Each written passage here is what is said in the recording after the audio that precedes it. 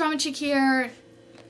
If you're all wondering, no, this stupid thing hasn't glowed. Don't give me that look, I'm not wearing this around my neck. I must have some dignity.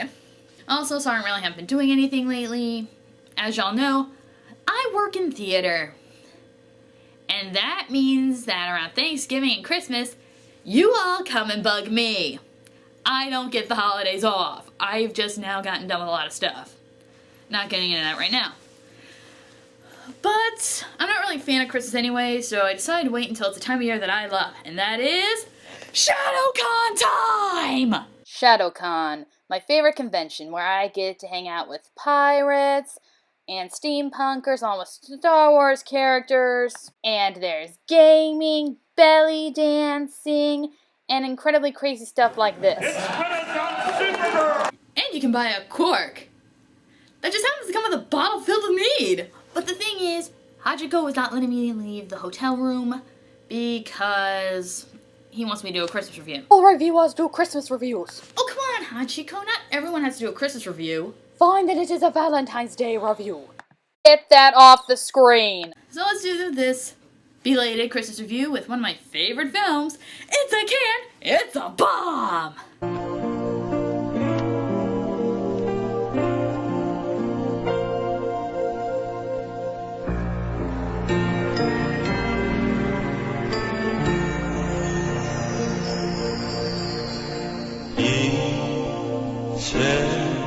너를 남겨두고 나 떠나야 해 사랑도 그리움도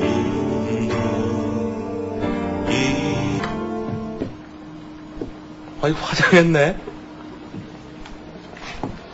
네.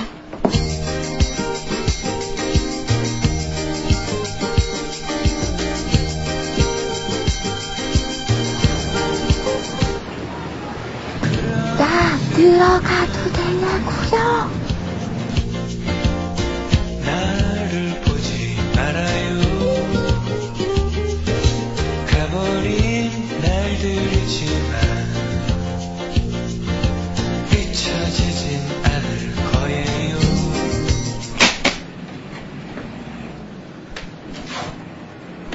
아저씨, 응? 아저씨는 왜 나만 보면 웃어요?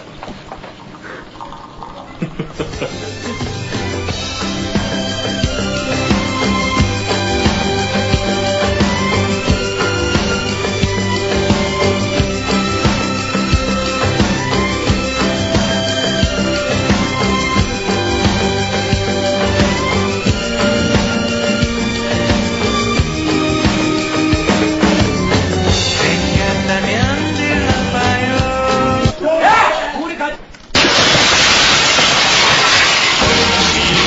이대로 잠들고 싶어 가슴으로 널 느끼며 영원히 깨지 않는 내 기억 속의 무수한 사진들처럼 사랑도 언젠간 추억으로 그친다는 것을 난 알고 있었습니다.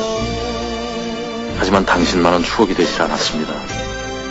사랑을 간직한 채 떠날 수 있게 해준 당신께 고맙다는 말을 남깁니다.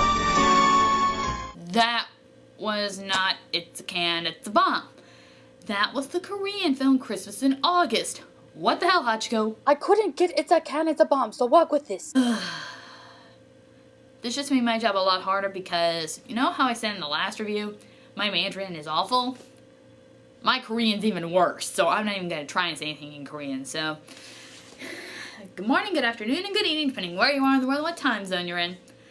I'm the Drama Chick, and it looks like I'm reviewing a Korean film, but before we get into too many things, let's talk about melodrama. Melodrama, a genre that started in theater in the 1800s, in which you have a brave heroine along with a mustache-twirling villain who likes tying ladies up to railroad tracks. South Korea got a hold of this genre. It went melodrama crazy to the point where most K-dramas are melodramas in one form or another. The typical Korean drama will have one or all the following elements. They tend to want to begin and end in a space of innocence. They tend to borrow a lot from realism and focus on victim heroes. However, they do get recognition for their virtue, and there's a whole lot of give and take of being too late and in the nick of time. Also, it's very clear to tell who's the villain, who's the hero. Also, here's another thing about this film. Until I get into reviewing Kurosawa, oh, I will one day. I'm so looking forward to it. This is probably going to be the most critically acclaimed movie I will look at. And no, I'm not kidding. Best film at the Byeoksaeng Arts Awards, the Blue Dragon Film Awards, and the Director's Cut Award. Best Actress at the Byeoksaeng Arts Awards and Blue Dragon Awards, along with Best Actor and Actress at the Director's Cut Award. Either Best Director or New Director at the Byeoksaeng Arts Awards, the Blue Dragon Awards, the Director's Cut Awards, and the Grand Bell Awards. You want to know one thing that none of those festivals gave this film, though? Best Story. I'll get into that more later, but let's get started with this interesting film. We open up on our main character, Jung Wong, riding on his moped down the street.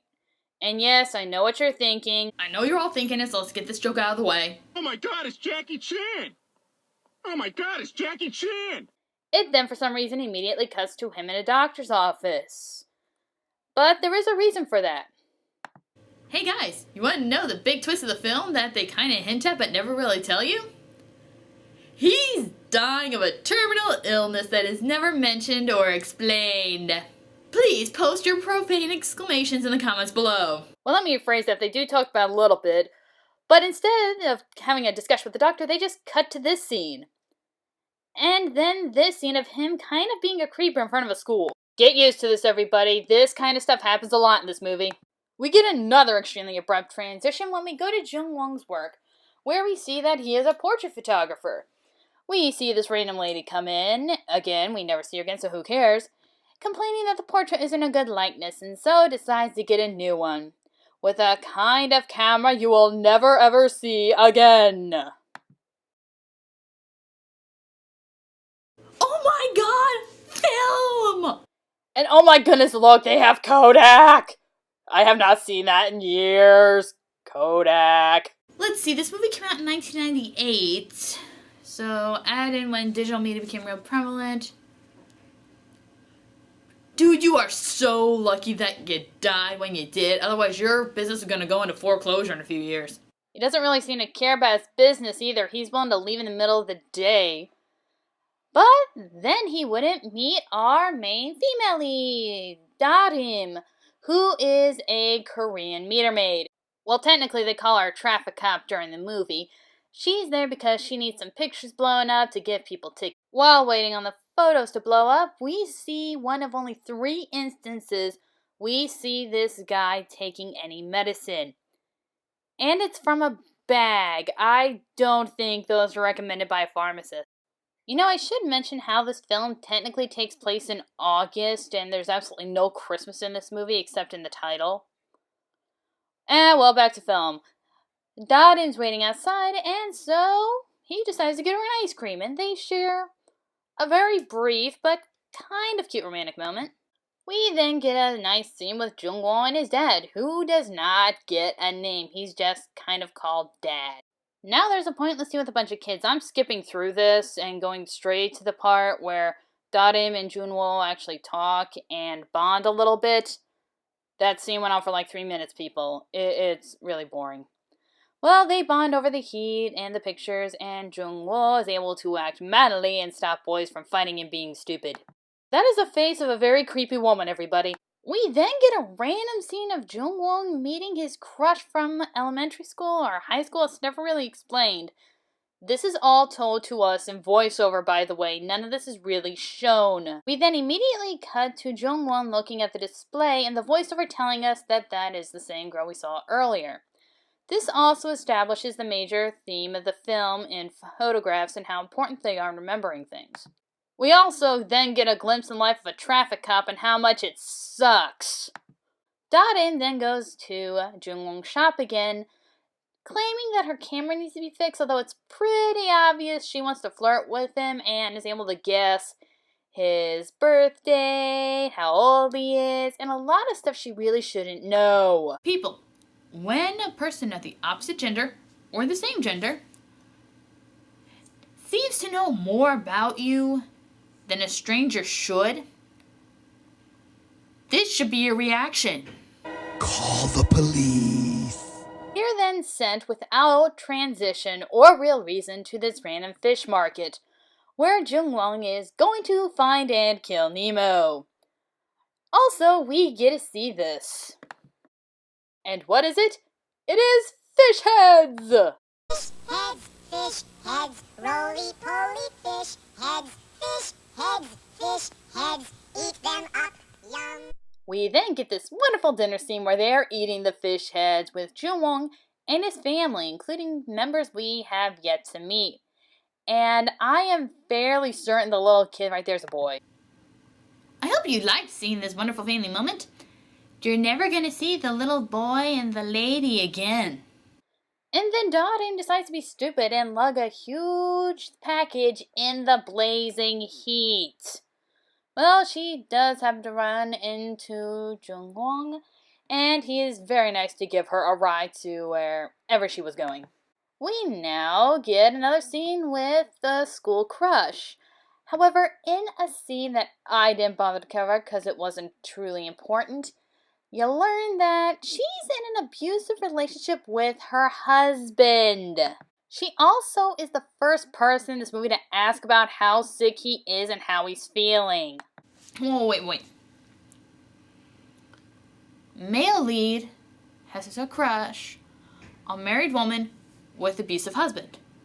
You establish this. And never have anything become of it. Why the hell didn't you just make this movie about long unrequited love meeting near the tail end of this guy's life? It just seems to me like a much better movie. And you could have done something with the blasted abusive husband plot point that you brought up and never decided to use again. You are about to see a transition that I did not edit. I didn't edit that, that's how it is in the movie, and we learn about the end of their conversation via internal monologue. Stop narrating! Let us see some of this stuff! Once again, we're at the hospital, but again, we are not told anything about what's going on with his character.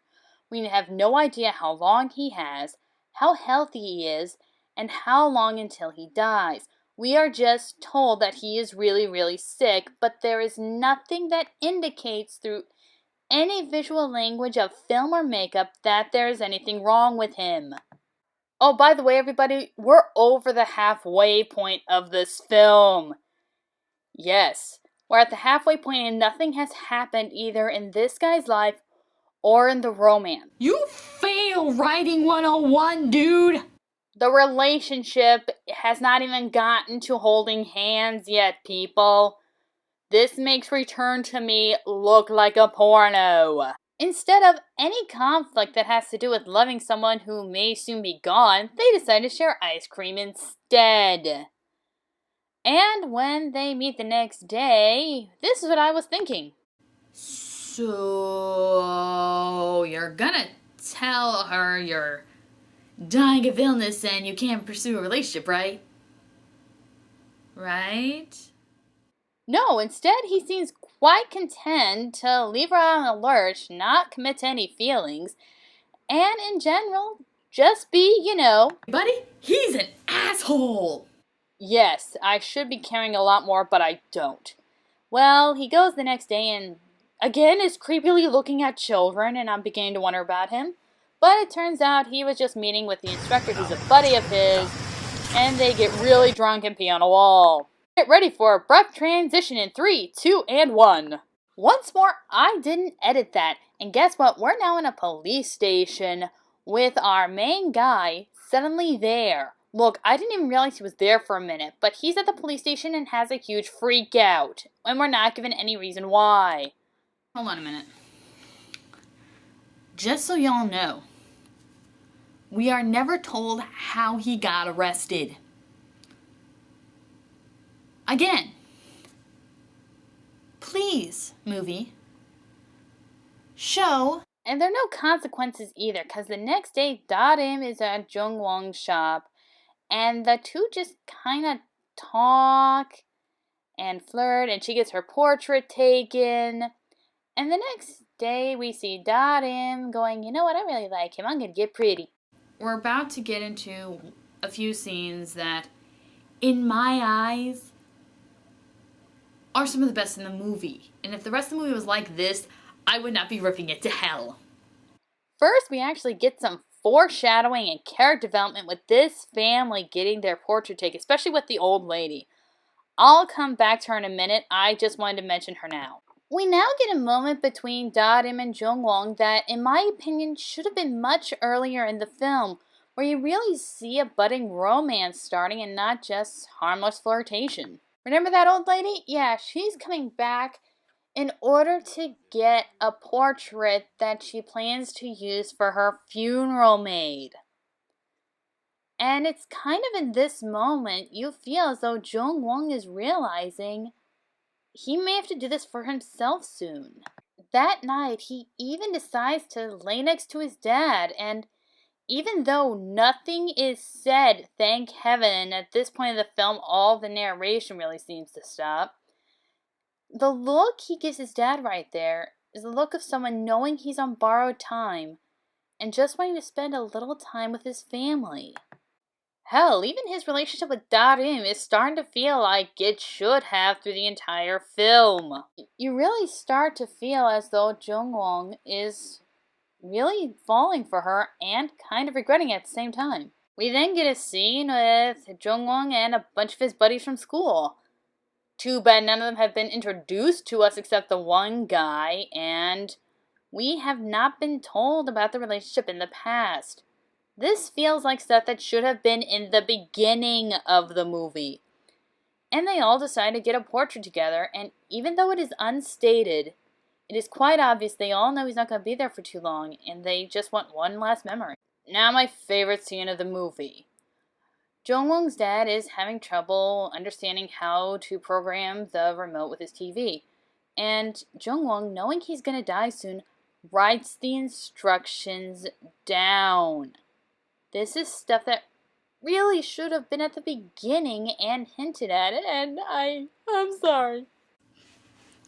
I'm not crying. I'm not. Go to the next part.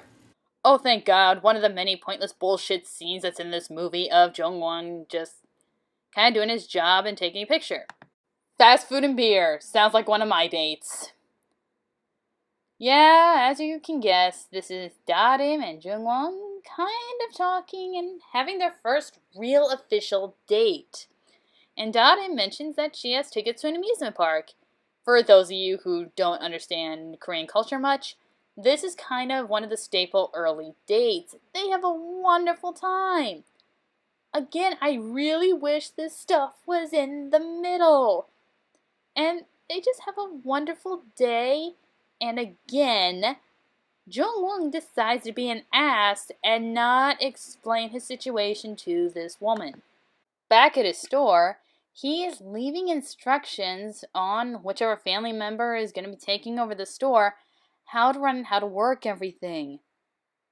These kinds of scenes, near the end of the movie, by the way, are the only ones that really give us a clue on what's going on.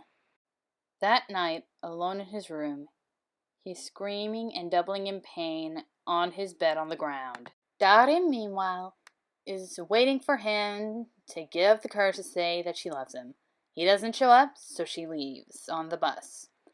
The next day, she's determined to go again after talking with her friends, but he doesn't show up. The third day, she leaves a note explaining her feelings to the man she loves. We go no further. That's right, I'm not giving away to the ending of this one. Why? Well, for one thing, even though I've been referencing into this movie like hell, I can't say it's a bad movie. True, the story is awful, and for me, story is the most important thing in a movie. However, the acting and the directing are really, really good. It earned those awards. But that's really all this thing has to offer. There are a few scenes that are just so wonderful that they come out of everyday life. Again, story's awful.